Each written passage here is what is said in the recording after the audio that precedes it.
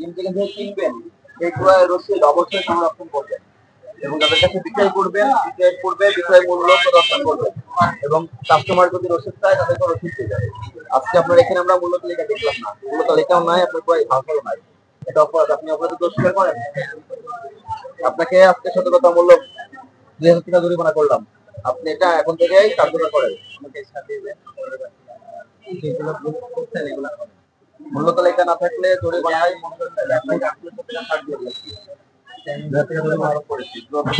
করেন, এটা সংশোধন করে লাগানোর ব্যবস্থা করেন। এটা আপনার দোকান না? এটা আমার দোকান। আপনি তো সামনে এখানে বসেন, ট্রেড লাইসেন্স আছে আপনার? সামনে তো ট্রেড লাইসেন্স আছে আপনার? ট্রেড লাইসেন্স চলে আসবে। আপনি আপনি আসলে আইনের ব্যাপারগুলো দেখেন। ট্রেড লাইসেন্স থাকলে আপনি বলতে যাচ্ছেন, ট্রেড লাইসেন্স করে নেবেন, মূল্য তালিকা প্রদর্শন করবেন, বড় দোকানে যদি একটা কোনো জায়গায় আপনার শুরু করণীয়, আপনি সেদিকে নজর দেন।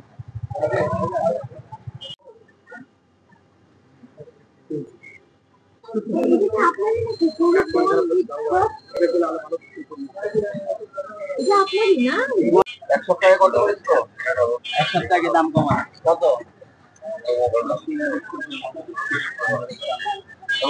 কম ছিল, বাড়লো কেন? 5 টাকা কেন বাড়লো?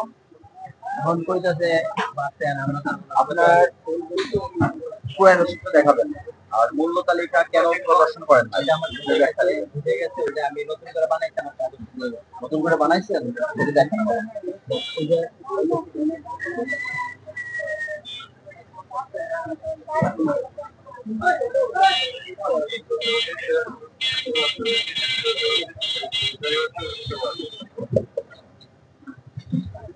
জীবনের নতুন পত্রিকা আছে মার্কেটে ভিতরে, বাজারের ভিতরে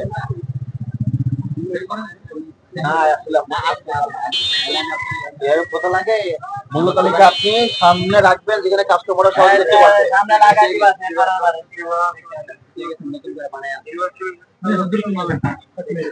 এই দোকান ভিতরে দোকানে